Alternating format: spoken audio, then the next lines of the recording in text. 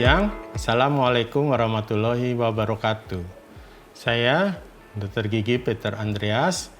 Pada kesempatan ini saya akan menampilkan materi tentang modul keempat, yaitu teori-teori perubahan perilaku. Di mana setelah menjelaskan teori ini, diharapkan mahasiswa mampu memahami konsep-konsep dasar teori perubahan perilaku. Yang pertama adalah teori dari reason action, bahwa teori ini menekankan pentingnya niat sebagai faktor penentu perilaku.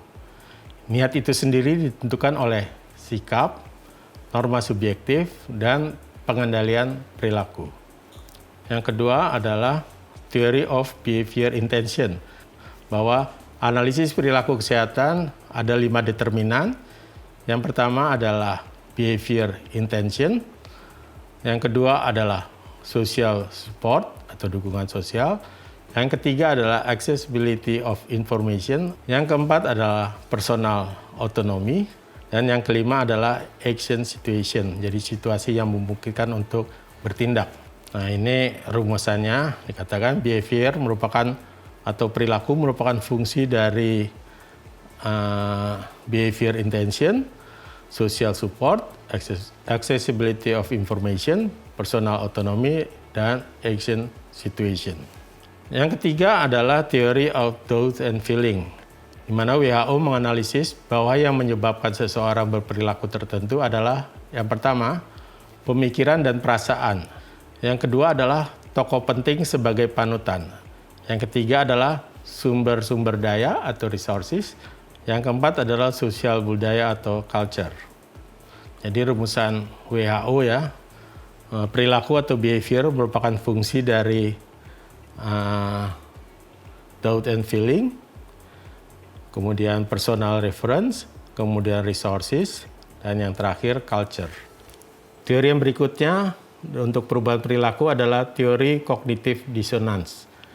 Teori cognitive dissonance yang dicanangkan oleh Festinger merupakan perasaan yang dimiliki orang ketika mereka menemukan diri mereka sendiri, dalam tanda kutip ya, menemukan artinya mendapatkan sesuatu yang berubah pada diri mereka sendiri dalam melakukan sesuatu yang tidak sesuai dengan apa yang mereka ketahui atau membuat pendapat yang tidak sesuai dengan pendapat lain yang mereka pegang. Teori ini berpendapat bahwa disonansi adalah sebuah perasaan tidak nyaman yang memotivasi orang untuk mengambil langkah mengurangi ketidaknyamanan tersebut. Tingkat kenyamanan itu disebut tingkat disonansi atau magnitude dissonance, yaitu merujuk pada sejumlah kuantitatif disonansi yang dialami seseorang. Ada suatu keadaan kognitif dissonance yang merupakan ketidakseimbangan psikologis yang diliputi oleh ketegangan diri yang berusaha untuk mencapai keseimbangan kembali. Perilaku seseorang dapat berubah jika pada dirinya terjadi ketidakseimbangan psikologis.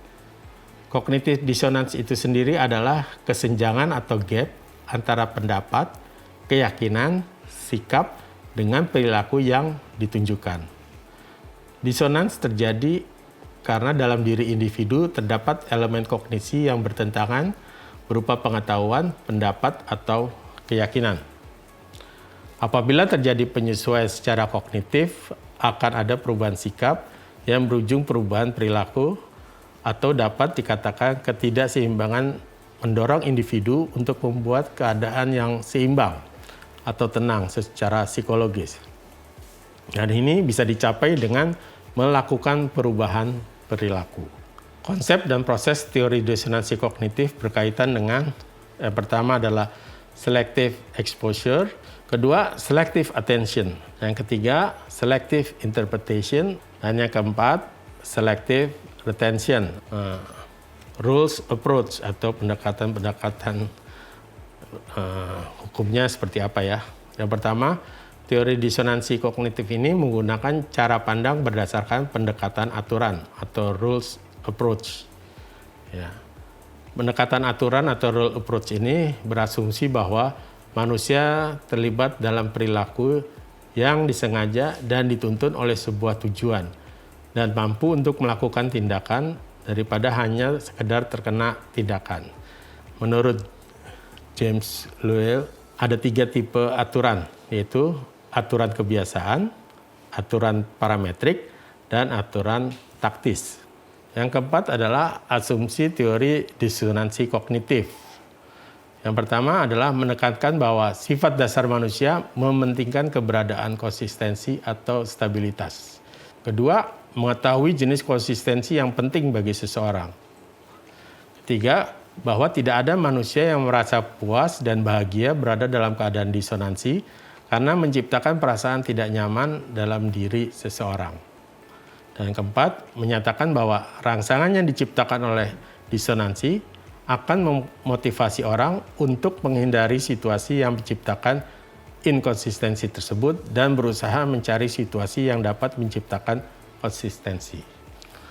Konsep kunci teori disonansi kognitif adalah hubungan konsonan atau konsonan relationship. Yang kedua, hubungan disonans. Dan yang ketiga, hubungan tidak relevan atau irrelevant relationship. Cara untuk menghilangkan disonansi kognitifnya, yang pertama adalah mengganti keyakinannya. Kedua, mengubah perilaku agar sesuai dengan pemikiran. Ketiga, rasionalisasi untuk membenarkan diri, self-justification. Keempat, mengurangi pemikiran yang disonansi atau tidak selaras dan menyajikan pemikiran yang konsonan atau yang selaras. Berikutnya adalah mengenai teori KAP atau Knowledge Attitude Practice. Elemen dasar dalam penelitian KAP meliputi yang pertama adalah domain identifikasi, yang kedua adalah identifikasi target audience, yang ketiga adalah penentuan metode samplingnya, dan yang keempat adalah analisis dan pelaporan. Teori perubahan perilaku berikutnya adalah teori fungsi dari Katz. Teori ini berdasarkan anggapan bahwa perubahan perilaku individu tidak tergantung pada atau sangat tergantung pada kebutuhan. Menurut teori ini, perilaku mempunyai fungsi. Yang pertama, perilaku memiliki fungsi instrumental. Artinya dapat berfungsi memenuhi kebutuhan dan memberikan pelayanan terhadap kebutuhan. Yang kedua, perilaku dapat berfungsi sebagai defense mechanism atau sebagai pertahanan diri dalam menghadapi lingkungannya.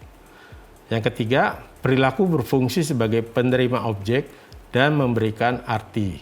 Jadi dalam perannya dengan tindakannya itu seseorang senantiasa menyesuaikan diri dengan lingkungannya, jadi bisa beradaptasi. Yang keempat, perilaku berfungsi sebagai nilai ekspresif dari diri seseorang dalam menjawab suatu situasi. Jadi nilai ekspresif ini berasal dari konsep diri seseorang dan merupakan pencerminan dari hatinya. Teori perubahan perilaku berikutnya adalah teori dari Kurt Lewin. Kurt Lewin mengatakan bahwa perilaku manusia adalah suatu keadaan yang seimbang antara driving forces atau kekuatan-kekuatan yang mendorong dan retaining forces, artinya kekuatan penahanan. Perilaku dapat berubah apabila terjadi ketidakseimbangan antara defense forces dengan retaining forces.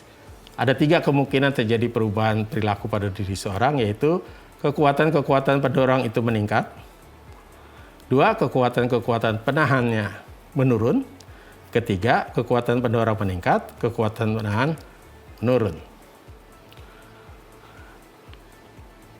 Bentuk perubahan perilaku menurut WHO yang pertama adalah natural change, kedua planned change, jadi perubahan yang direncanakan, ketiga readiness to change.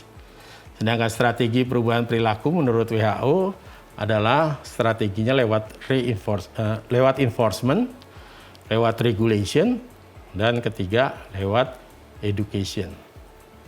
Saya rasa metode teori mengenai perubahan perilaku dari beberapa orang telah saya sampaikan. Semoga dapat dimengerti. Terima kasih. Wassalamualaikum warahmatullahi wabarakatuh.